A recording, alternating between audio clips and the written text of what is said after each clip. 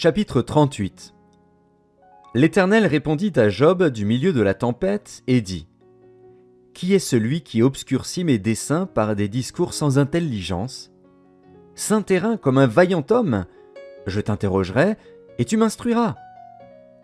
Où étais-tu quand je fondais la terre ? Dis-le, si tu as de l'intelligence. Qui en a fixé les dimensions ? Le sais-tu ? Ou qui a étendu sur elle le cordeau ? Sur quoi ces bases sont-elles appuyées ? Ou qui en a posé la pierre angulaire ? Alors que les étoiles du matin éclataient en chants d'allégresse et que tous les fils de Dieu poussaient des cris de joie ?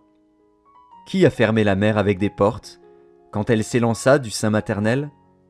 Quand je fis de la nuée son vêtement et de l'obscurité ses langes ? Quand je lui imposai ma loi et que je lui mis des barrières et des portes ?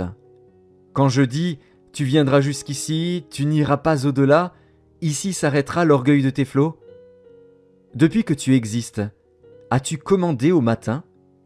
As-tu montré sa place à l'aurore pour qu'elle saisisse les extrémités de la terre et que les méchants en soient secoués ?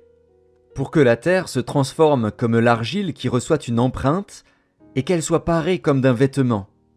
Pour que les méchants soient privés de leur lumière et que le bras qui se lève soit brisé ? As-tu pénétré jusqu'aux sources de la mer ? T'es-tu promené dans les profondeurs de l'abîme ? Les portes de la mort t'ont-elles été ouvertes ? As-tu vu les portes de l'ombre de la mort ? As-tu embrassé du regard l'étendue de la terre ? Parle, si tu sais toutes ces choses. Où est le chemin qui conduit au séjour de la lumière ? Et les ténèbres, où ont-elles leur demeure ? Peux-tu les saisir à leurs limites et connaître les sentiers de leur habitation ? Tu le sais, car alors tu étais né, et le nombre de tes jours est grand. Es-tu parvenu jusqu'aux amas de neige ? As-tu vu les dépôts de grêle, que je tiens en réserve pour les temps de détresse, pour les jours de guerre et de bataille ? Par quel chemin la lumière se divise-t-elle, et le vent d'Orient se répand-il sur la terre ? Qui a ouvert un passage à la pluie, et tracé la route de l'éclair et du tonnerre, pour que la pluie tombe sur une terre sans habitants, sur un désert où il n'y a point d'homme ? Pour qu'elle abreuve les lieux solitaires et arides, et qu'elle fasse germer et sortir l'herbe ? La pluie a-t-elle un père ? Qui fait naître les gouttes de la rosée ?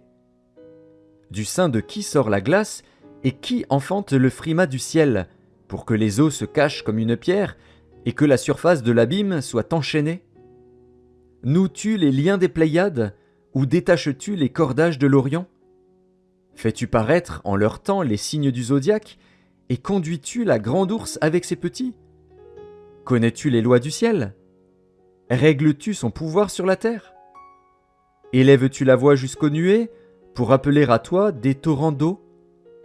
Lances-tu les éclairs ? Partent-ils ? Te disent-ils : nous voici ? Qui a mis la sagesse dans le cœur, ou qui a donné l'intelligence à l'esprit ? Qui peut avec sagesse compter les nuages et verser les outres des cieux, pour que la poussière se mette à ruisseler et que les mottes de terre se collent ensemble ?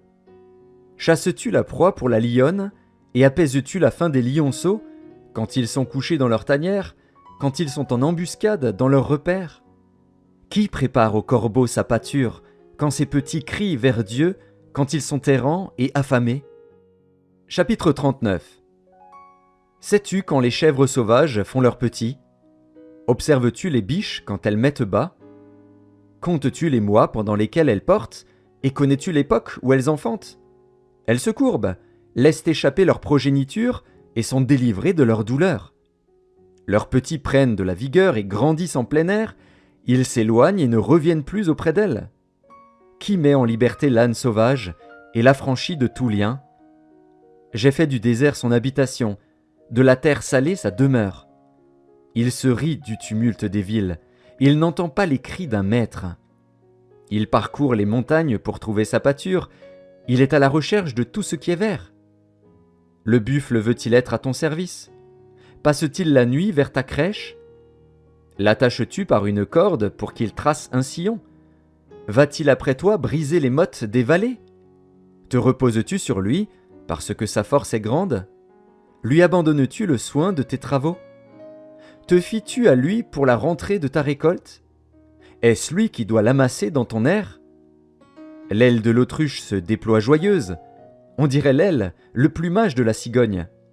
Mais l'autruche abandonne ses œufs à la terre et les fait chauffer sur la poussière. Elle oublie que le pied peut les écraser, qu'une bête des champs peut les fouler. Elle est dure envers ses petits, comme s'ils n'étaient point à elle. Elle ne s'inquiète pas de l'inutilité de son enfantement. Car Dieu lui a refusé la sagesse, il ne lui a pas donné l'intelligence en partage. Quand elle se lève et prend sa course, elle se rit du cheval et de son cavalier. Est-ce toi qui donnes la vigueur au cheval et qui revêt son cou d'une crinière flottante? Le fais-tu bondir comme la sauterelle?